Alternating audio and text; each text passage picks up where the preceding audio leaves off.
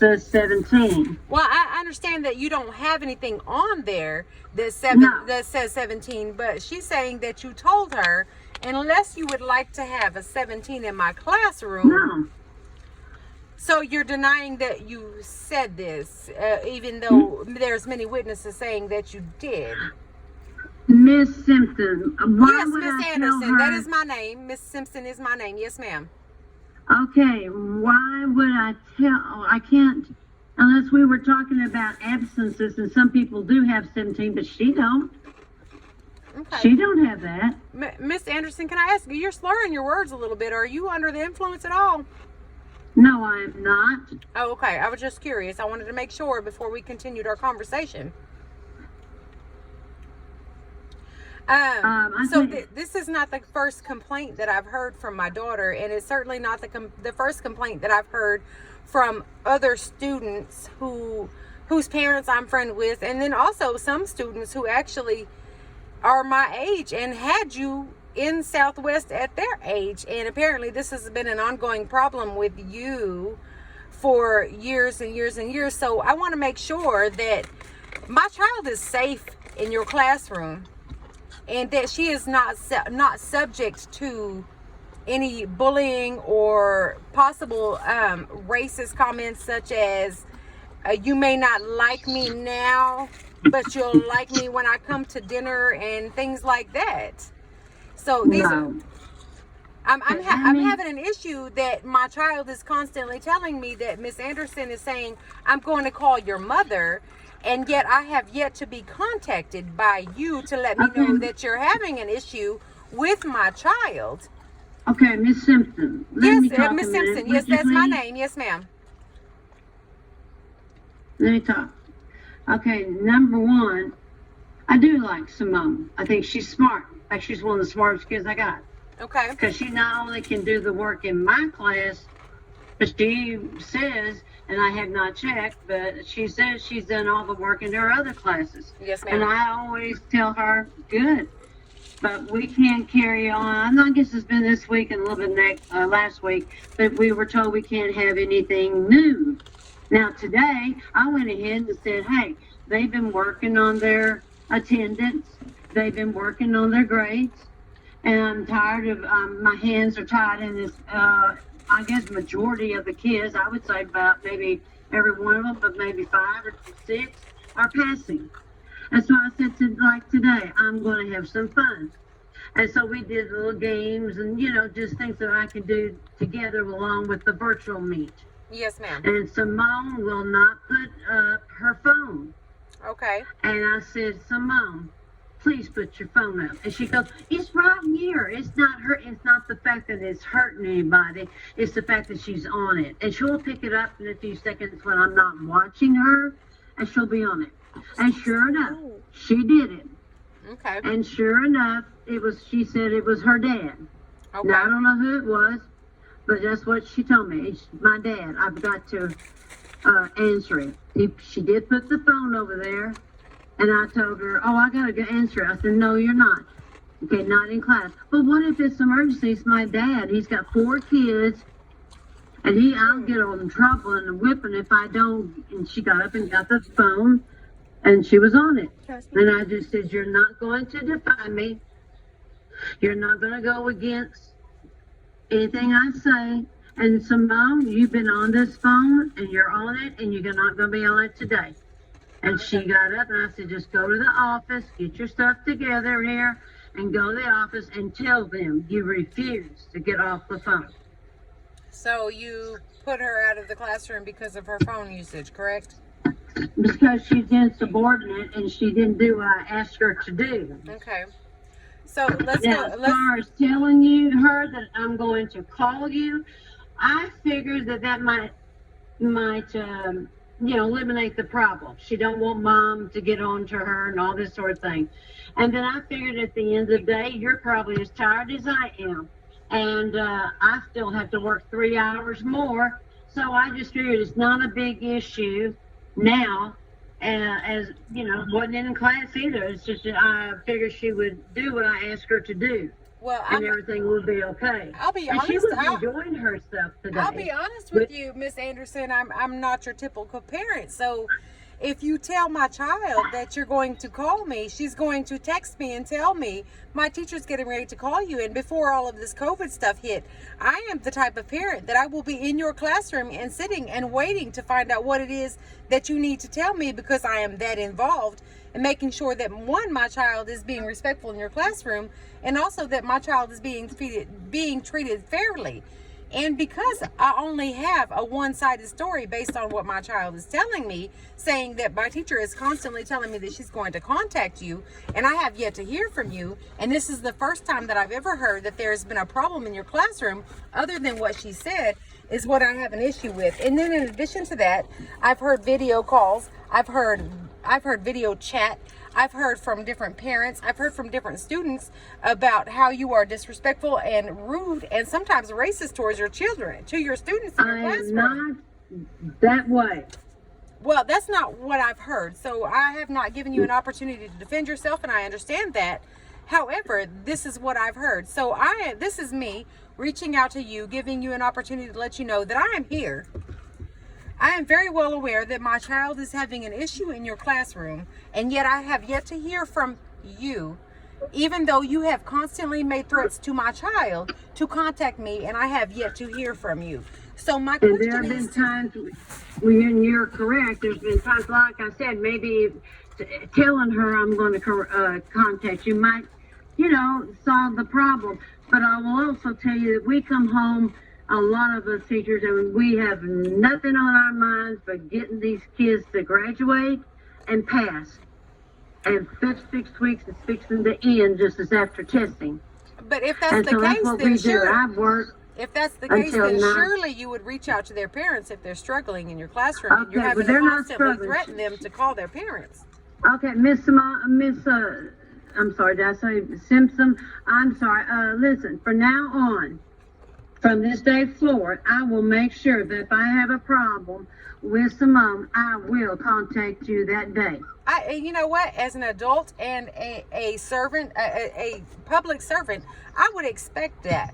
And I would hope that you would contact me and let me know if there is something that I need to intervene in between you and my child, so that I can make sure that, one, you are being treated fairly and she is being treated fairly, and that she has the right to say what she needs to say, and that you have the right to say what you need to say. But I will not sit on a one-sided conversation and try to understand why my child feels like she's being treated unfairly or mistreated or treated in a racially discriminatory way. And she is not. All I want her to do is she comes in, she sits down in her seat, and I don't want to see the phone.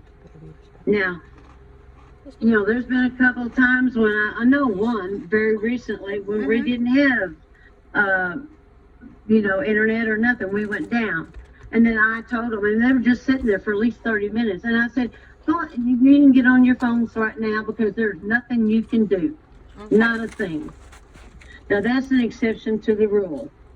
But as far as liking her, I saw her smile today and having fun, but she just, everything was going good until she just wouldn't put up the phone. That's all she had to do.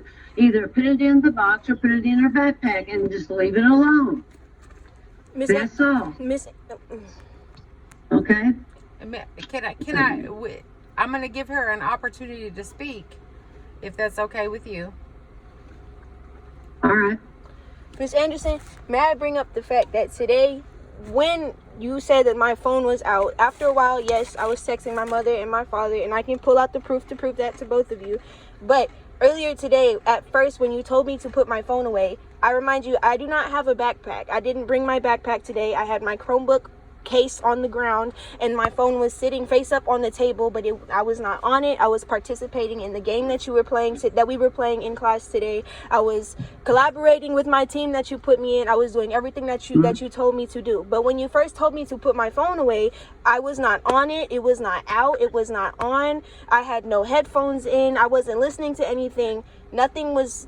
My phone was just sitting there, and you told me, you said it so aggressively as well. You said, Simone, put your phone away before I send you to the office. And I told you straight to your face, Ms. Anderson, that I didn't have a place to put it because I don't have my backpack, and my wallet and my keys were in my pocket. Wait a minute. Let's wait there. Wait right there a second. I asked you to put the phone up, and the first time you did. You handed it to Elijah, and that's who what was sitting next to you. That's after the second time that you told me to put it up, when it was just sitting But there. you did have the little bag and the little, I guess, what is it, the carrying bag, I think, for the computers or whatever that is. You did have that.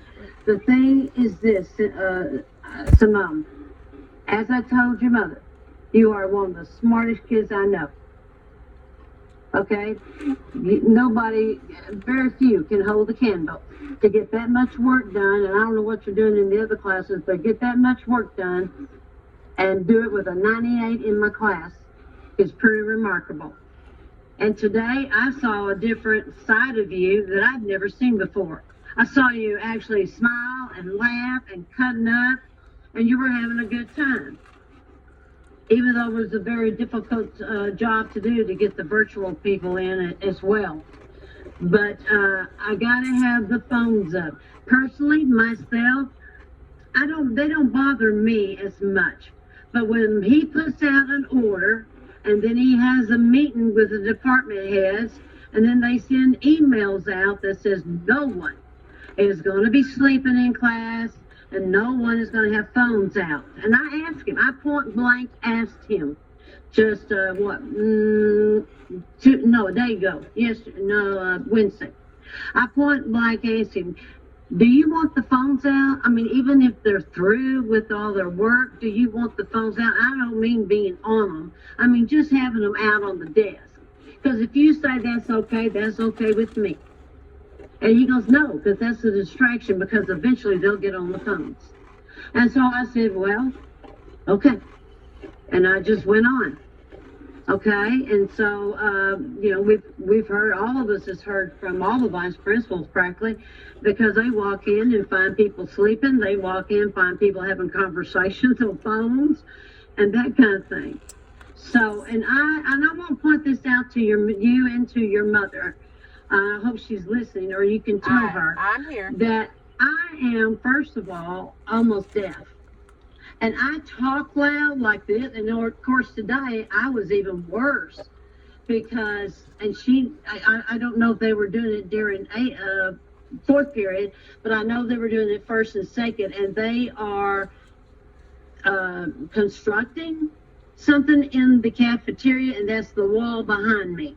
And my kids will all tell you in those two classes for sure, you can't hardly hear because it sounded like they were coming through the wall. But I am partially deaf, and it's kind of getting worse. And everybody knows that. I have documentation from doctors. So yes, I do talk loud, and I do talk, I guess I'm more aggressive than maybe I should. But you see, I don't hear myself. And so I don't mean to be aggressive, but I do mean for you to follow the rules. Now, I'm told this to your mama. I said, yeah, I'll say, Simone, I'm going to call the house. And so, and you go ahead. Okay. But then I figured, okay, that will solve the problem. Because your mama probably works, I guess. And I'm sure she's tired. And I just don't want to bother her with, oh, Simone was talking today. Jackson, stop. That kind of thing. And hours and hours we spend on the computer, we've been spending trying to get these kids to pass. I spend 8 o'clock at night. You're the only people, parent and child. Jackson, will you stop? Only child that I've called this late at night, and I hope it's not too late. But once I got the email, I wanted to talk to your mom. Now, I told your mom you're a good kid, and this is what I want you to do from now on, okay? I want you to come in. Usually I think about one of the first ones. I want you to come in, sit down, get out your Chromebook, and do your attendance form. You did one for today, didn't you? Yes, ma'am. Oh, okay. Well, some of them don't do it, so I was just asking. And then wait for further instructions. Like I wanted to play the games. I figured, okay, let them have some fun. The other teachers get away with having fun, so I figured, why not? And so, but I saw a side to you today that I have never seen. And I like that side because you were doing exactly what I wanted you to do and you were enjoying yourself, or at least it looked like you did. And so I let you stay with the group and these groups over here, and we had some fun, but you were the only class that I did that in. And so, but for now on, if you don't comply to my rules, because I will call home to your mom that day. So, Miss Anderson, this is what I'm Okay. going. This is what I'm going to ask of you from here on out. I'm sorry, I can't hear you. Can you speak up? From here on out, Yes. I'm going to send you another email with my information and her father's information. And if you have any further issues with anything that Simone is doing in class, I would like for you to send an email CCing me and her father in there so that we can directly communicate with you and with her so that one, there's no empty threats, and two, we can head on everything and there's no miscommunications. But from here on out, every issue that you have with my child needs to be taken up with me because I am her advocate. Okay. Okay? If there's Okay. something that she needs to do and she is not doing in class, and you are having an issue with something, if she is falling behind, if she is misbehaving, if what you feel is being disrespectful or not following direction, me and her father need to be informed immediately so that we can correct the behavior regardless of whose part that is on.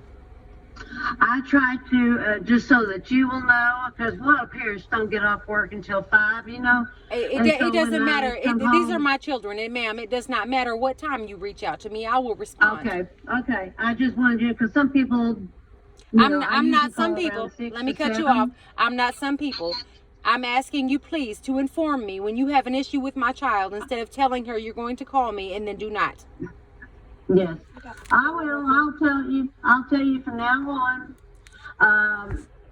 Miss Anderson, may I add something before we end this call? Go ahead.